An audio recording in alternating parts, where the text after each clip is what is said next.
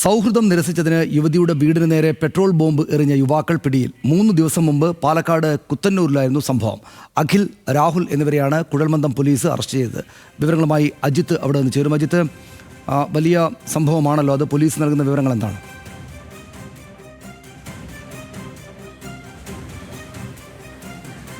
സനീഷ്, ഈ രണ്ട് യുവാക്കൾക്കും ഇത്തരത്തിൽ ഈ യുവതിയുമായിട്ടുള്ളൊരു സൗഹൃദം ഉണ്ടായിരുന്നു. നേരത്തെ ഇവർ തമ്മിൽ മെസ്സേജ് അയക്കുന്ന ഉൾപ്പെടെയുള്ള സാഹചര്യങ്ങളും ഫോൺ വിളിക്കുന്ന സാഹചര്യങ്ങളും ഉൾപ്പെടെ ഉണ്ടായിരുന്നു.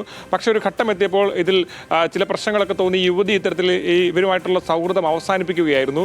അവസാനിപ്പിച്ചതിനെ തുടർന്ന് നിരന്തരം ഇത്തരത്തിൽ ഈ യുവതിയെ ബന്ധപ്പെടാൻ ഇവർ ശ്രമിച്ചിരുന്നെങ്കിലും ഫോണിൽ ഉൾപ്പെടെ ബന്ധപ്പെടാൻ ശ്രമിച്ചെങ്കിലും പ്രതികരിക്കുന്ന സാഹചര്യം ഉണ്ടായിരുന്നില്ല.